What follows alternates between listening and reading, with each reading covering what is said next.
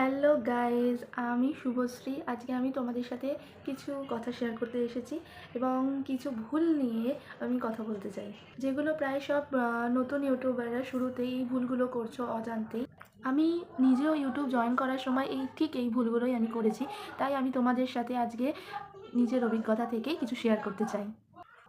প্রথমেই যে ভুলটা তোমরা অনেকেই করো, সেটা সবাই প্রায় নতুন ইউটিউব চ্যানেল খুলে 2-3টে ভিডিও আপলোড করি, তারপর আবার ভিউ কম হলে আমরা হতাশ হই। কোনো 1 মাস 2 মাস আমরা ভিডিও আপলোডই করি না, আপলোড করাই বন্ধ করে দিই। কিন্তু ইউটিউব এমনই একটা প্ল্যাটফর্ম যেখানে আপনারা ইউটিউব চ্যানেল জয়েন করার পরও নিয়মিত সেই প্ল্যাটফর্মে যদি কাজ না করে থাকেন, তাহলে অ্যালগোরিদম বুঝতে পারে না যে আপনার ইউটিউব চ্যানেল সক্রিয় কিনা।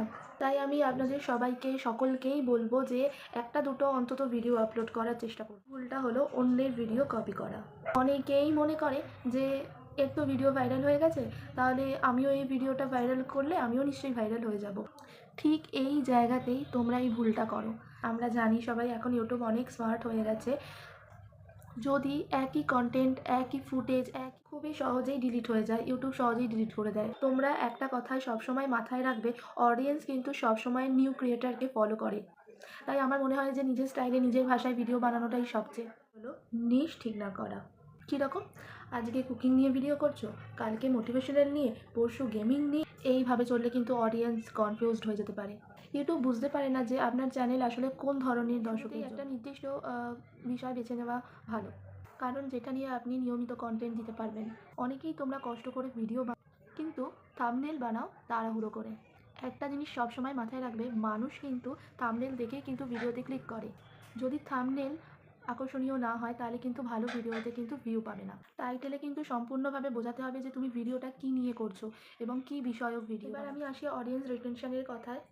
অনেক সময় আমরা ভিডিওর শুরুতে লম্বা ইন্ট্রো দিয়ে ফেলি, যেমন নিজের নাম, চ্যানেলের নাম এবং সাবস্ক্রাইব করার অনুরোধ জানাই। যে ভিউয়ার্সরা 10 থেকে 20 সেকেন্ডের মধ্যে ভিডিও ছেড়ে দেয়। ইউটিউব বুঝে নেয় যে এই ভিডিওটা কিন্তু তেমন কিছু ইন্টারেস্টিং নয়। তাই ভিডিও শুরুতেই এমন কিছু বলতে হবে যাতে ভিউয়ার্সরা আগ্রহী হয় এবং তোমার বানানো ভিডিওটি স্কিপ না করে ছেড়ে না দিয়ে তারা যাতে সম্পূর্ণ ভিডিওটা দেখে।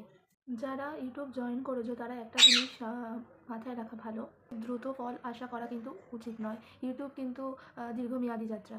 তোমরা যদি মনে করো আজকে ভিডিও দিলাম কালকে 1000 ভিউ পাবো, এমনটা কিন্তু সবসময় হয় না।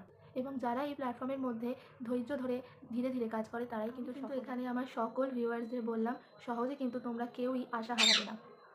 আমি তোমাদের সকলকেই সব শেষে একটাই কথা বলবো, হতাশ হয়ে চ্যানেল বন্ধ করে দেওয়াটা কিন্তু সবচেয়ে বড় ভুল এবং সবচেয়ে বড় বোকামি হবে। এবং আমি আজকের ভিডিওতে যে ভুলগুলোর কথা বললাম, সেই ভুলগুলোর কথা তোমরা যদি মাথায় রেখে ভুলগুলোকে শুধরে নেওয়ার চেষ্টা করো, অবশ্যই তোমরা সফল হবে। আর অবশ্যই কিন্তু নতুন কিছু শেখার মনোভাব রাখতে হবে। তোমরা যদি নতুন হও, এই ভুলগুলো একটু এড়িয়ে চলার চেষ্টা করো, ধৈর্য ধরো এবং নিজের কন্টেন্ট প্রতিদিন একটু একটু করে উন্নতি করো। একদিন দেখবে তোমাদেরও চ্যানেল খুব শীঘ্রই গ্রো করতে শুরু। এই ভিডিওটা এইটুকুই। লাস্টে একটাই কথা বলবো, তোমাদের যদি এই ভিডিওটা ভালো লেগে থাকে এবং আমার এই ভিডিওটা যদি কাজের লাগে, তাহলে তোমরা অবশ্যই কিন্তু আমার এই চ্যানেলটাকে সাবস্ক্রাইব করতে ভুলো না এবং লাইক, কমেন্ট, শেয়ার অবশ্যই করো। তো আজকের মতো এইটুকুই। চলো, বাই।